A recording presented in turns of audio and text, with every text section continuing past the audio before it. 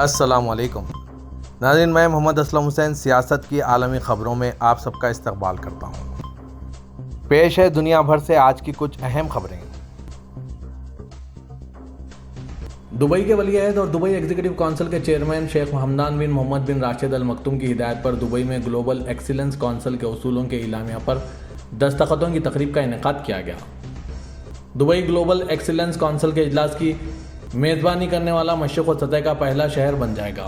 Global excellence council, جس میں 5 براعظم اعظموں کے 12 بانی ممبران شامل ہیں، اس کا مقصد پوری دنیا میں تنظیموں کی کارکردگی اور مسابقت کو بہتر بنانے کے لیے شاندار کارکردگی کے کلچر کو فروغ دینا ہے۔ متحدہ عرب امارات کے صدر شیخ محمد بن زاید ال نہیان نے برازیل کے صدر بولسونارو کو ان کے ملک کے یوم آزادی پر مبارکباد کا پیغام بھیجا ہے۔ برازیل کا یوم آزادی آج 7 ستمبر کو منایا جا رہا ہے۔ نائب صدر وزیر اعظم اور دبئی کے حکمران شیخ محمد بن راشد ال مکتوم نے بھی صدر بولسونارو کو مبارکباد کا پیغام بھیجا ہے۔ سعودی عرب کے شہر ریاض میں خلیجی ممالک کے وزرائے خارجہ کی آمد شروع ہو گئی ہے، جہاں وہ خلیجی تعاون کونسل کی کانفرنس میں شرکت کریں گے۔ سعودی پریس ایجنسی کے مطابق منگل اور چہارشنبے کی درمیانی شب کویت، بحرین اور قطر کے وزرائے خارجہ کی آمد ہوئی ہے۔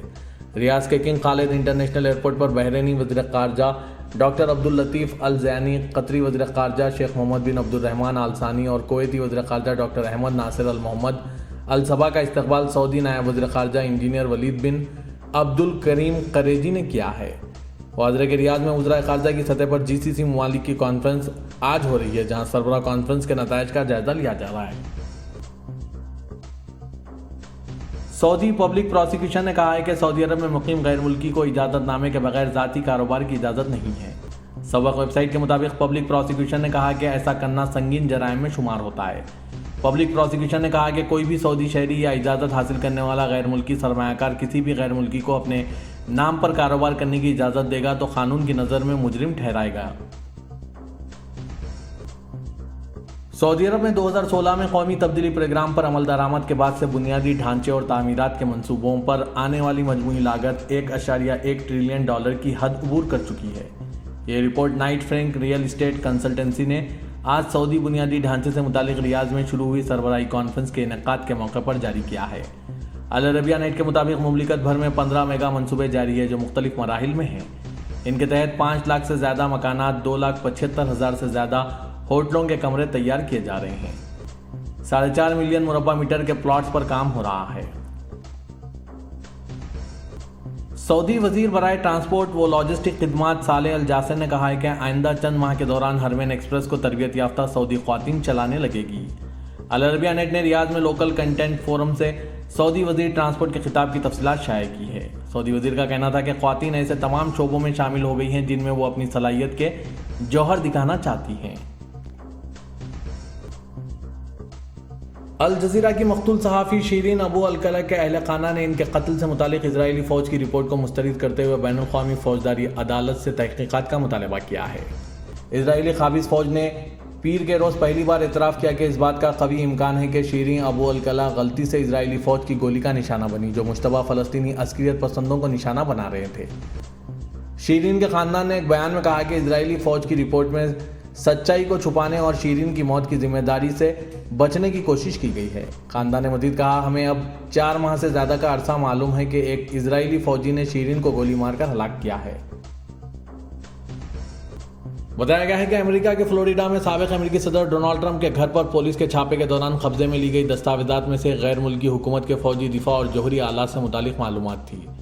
امریکی اخبار واشنگٹن پوسٹ کی خبر کے مطابق گزشتہ ماہ فلوریڈا میں ڈونلڈ ٹرمپ کے گھر پر FBI کے چھاپے کے دوران قبضے میں لی گئی دستاویزات میں ایک ملک کی فوجی جوہری صلاحیتوں سے متعلق ایک دستاویز بھی برآمد ہوا ہے۔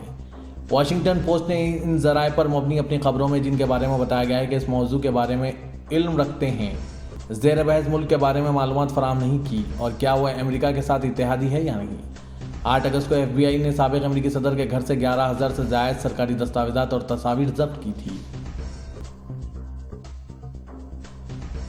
ترکی کے صدر رجب طیب اردوغان خطے بلقان کی دوسری کڑی سرب دارالحکومت بلغراد پہنچ گئے ہیں۔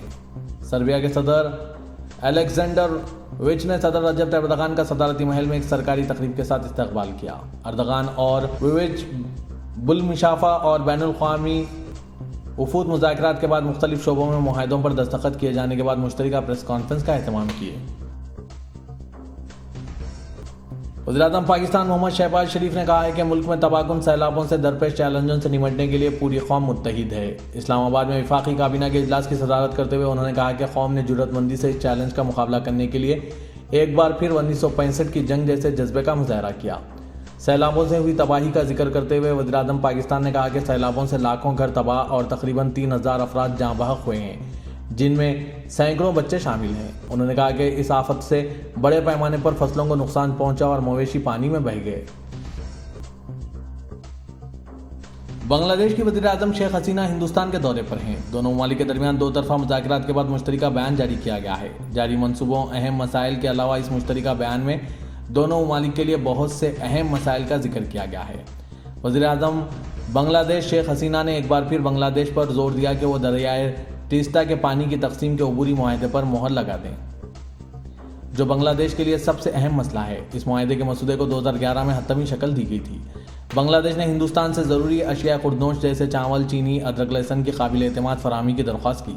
ہندوستان نے وشال کو یقین دلایا کہ ملک کی حالات کو دیکھتے ہوئے اس پر موافق نظر سے غور کیا جائے گا۔ وزیراعظم نریندر مودی اور وزیراعظم شیخ حسینہ نے ہندوستان بنگلہ دیش کو زیرو لائن سے لے کر 150 گز تک ترقیاتی کام بشمول تریپورہ بارڈر پر بار لگانے کا کام جلد از جلد مکمل کیا جائے تاکہ سرحد پر کوئی جرم نہ ہو اور امن قائم رہے۔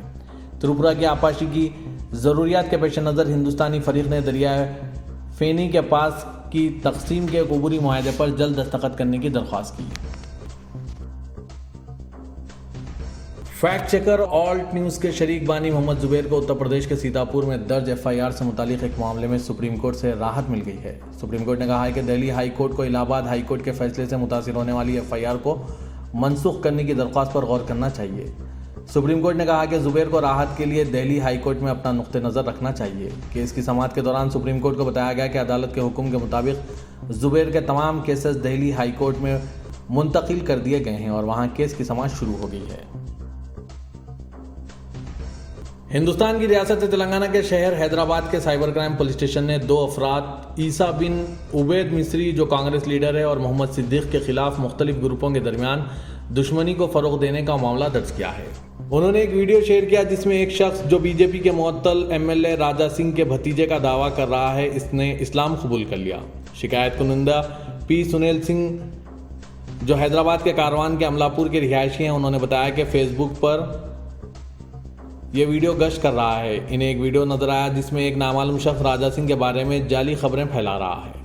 گوشامل کے MLA کے بارے میں ویڈیو مبینہ طور پر مسلم میڈیا اسٹوڈیو چینل اور کچھ دیگر فیس بک صفحات پر پایا گیا۔ ویڈیو میں زیر بحث شخص شیوا سنگھ اس کے پچھلے نام پر انٹرویو لے رہا ہے۔ شیوا، جس نے کہا کہ وہ راجا سنگھ کا قریبی رشتہ دار ہے، مبینہ طور پر کہا کہ اس نے اسلام قبول کر لیا ہے۔